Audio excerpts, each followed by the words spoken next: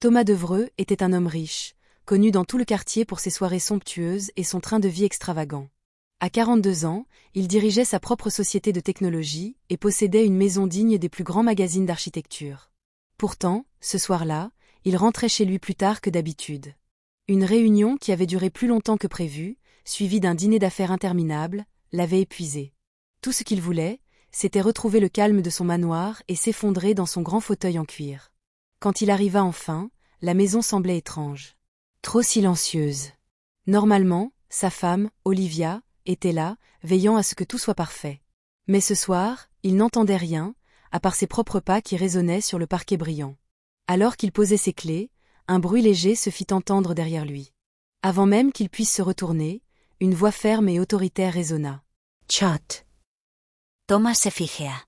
C'était une voix qu'il connaissait bien, c'était celle de sa femme de ménage, Marjorie. Une femme noire dans la cinquantaine, toujours douce et respectueuse, qui travaillait pour lui depuis plus de 10 ans. Mais ce ton, il ne l'avait jamais entendu ainsi. Marjorie apparut alors, son visage grave, les yeux scrutant chaque recoin de la maison comme si elle s'attendait à une catastrophe. Pas un bruit. Pas un mouvement. Si tu bouges, tout est perdu. Thomas cligna des yeux, perplexe. Marjorie, qu'est-ce que... Mais elle leva la main, le coupant net. Pas de question. Suis-moi. Et reste silencieux. Intrigué et légèrement inquiet, Thomas la suivit dans le couloir, chaque pas résonnant comme un avertissement. Marjorie ouvrit une porte qu'il n'avait jamais remarquée auparavant, derrière le bureau, une petite pièce sombre, presque secrète. La lumière faible révélait une scène qui le fit vaciller, un jeune garçon, à peine 8 ans, attaché à une chaise. Son visage était marqué par la peur, mais surtout par une profonde tristesse. Marjorie s'avança et dit d'une voix tremblante mais ferme, « C'est ton fils. » Thomas sentit son cœur s'arrêter. « Mon fils » balbutia-t-il, incapable de comprendre. Il n'avait jamais eu d'enfant. Comment cela était-il possible? Marjorie hocha la tête. « Oui. Il est né d'une relation que tu as eue il y a des années, avant que nous nous connaissions. Mais le pire n'est pas cela. Cet enfant est en danger, et si tu fais le moindre bruit, ceux qui le retiennent sauront que tu es là. » La peur et la colère se mélangèrent en Thomas. Qui a fait ça? Qui ose? Avant qu'il ne termine, la porte derrière eux claqua et des ombres apparurent.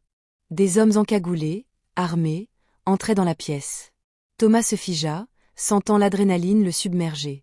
Mais Marjorie ne bougea pas. Elle fit un geste discret à Thomas, lui indiquant de rester immobile.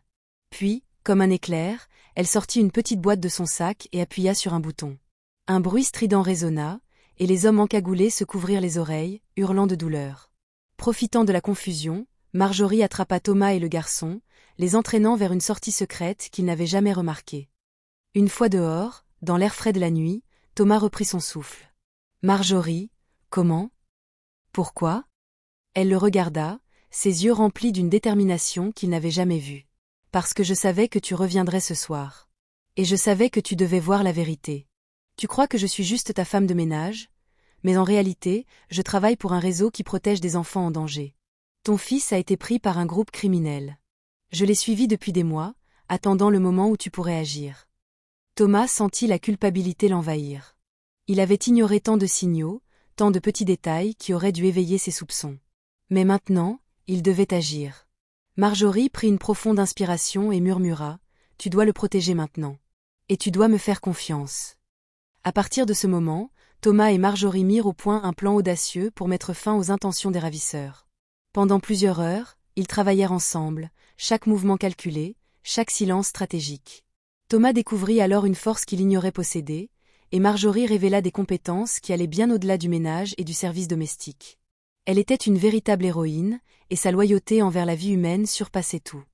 Finalement, après une lutte tendue et un timing parfait, ils réussirent à neutraliser les ravisseurs et à sécuriser l'enfant. Thomas prit son fils dans ses bras, les larmes aux yeux. Il n'avait jamais ressenti une telle gratitude pour Marjorie. « Tu m'as sauvé la vie, et celle de mon fils », murmura-t-il. Elle sourit légèrement, mais son expression restait sérieuse. « Ce n'est pas moi que tu devrais remercier. C'est la justice et le courage. Et maintenant, tu as une responsabilité énorme.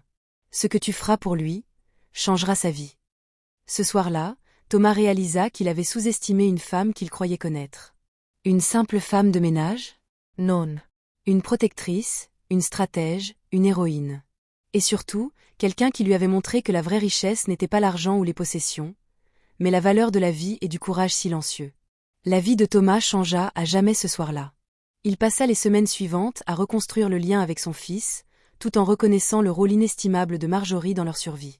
Et chaque fois qu'il croisait son regard, il savait qu'il avait sous-estimé une femme noire au courage incommensurable, et que la leçon qu'elle lui avait donnée resterait gravée dans son cœur pour toujours.